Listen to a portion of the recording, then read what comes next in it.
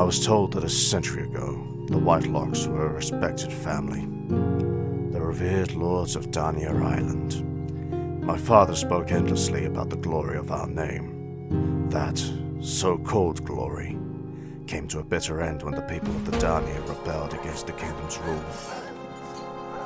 The Whitelock family was expelled from their own home. The crown was willing to give up Dania in exchange for a generous sum of gold. The island was well beyond Galatia's ability to control. Thus, it soon found itself under the yoke of another master, one far more willing and able to put the common people down. The Whitelocks were left homeless, penniless, and friendless. Even the name itself became a joke. Some took pity on the family and gave a small estate for them to lord over. And so they stayed on that land for a century, lamenting over their lost riches for generation after generation. That was until I came along. I had little interest in hearing of my ancestors' past glory, and I wanted my own. Ever since I could walk, I practiced with a blade, despite my father's wishes. My skills eventually caught the attention of the Lord of Tulsan Isle. I was invited into his personal guard. There, I learned from professional soldiers. Lord Tulsan kept us sharp by sending us after bandits and raiders. I honed my craft until not one soul on the Isle could best me. So impressed was Lord Tulsan, he nominated me for Knighthood in St. Ellen. It was a bold request, as the Whitelock name had long since fallen from grace. Lord Tulsan was King Alfonso's brother by marriage, and that was enough. I was knighted in a glorious ceremony in St. Ellen. I remember it vividly to this day. The adoring cheers, the elaborate celebrations. Then finally, the king himself spread the ashes of past kings upon our blades. The Whitelock family hadn't known such pride in generations. For a brief moment, I felt like I had restored the family name. The glory soon faded, as there was none to be had.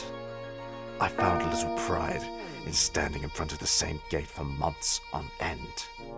I slipped away from my duties to aid St. Helens City Watch. There, I was right at home, chasing down criminals and brawling with unruly drunkards in the street. This was the real work that needed to be done. The king found out about my activities. Him and his council believed I had violated the sanctity of my oath. Many called for my swift punishment. Each voice was more extreme than the last, until soon the threat of death was above my head. Lord Tulsan intervened. His influence was just enough to force the king to spare me. I was expelled to the streets of St. Ellen, stripped of all pride and glory. Despite it all, I was still an anointed knight. Not even the king could revoke this from me while I still lived. The gods would not allow it. I went back to what I knew, back to what I had learned on Tulsan Isle. I was taking bounties on behalf of lords and commoners alike. I had made a reputation for myself once more and carved out a decent living. As the years went by, the king never forgot about the embarrassment I had caused him. I would be reminded I was still a knight in his service, if only in name. It was his amusement to give increasingly dangerous tasks and bounties. I could not refuse a king's command, even in my disgraced status. He hoped his stray arrow might succeed where he could not. I continued to disappoint him, as was tradition. He would never let me forget what I was to him.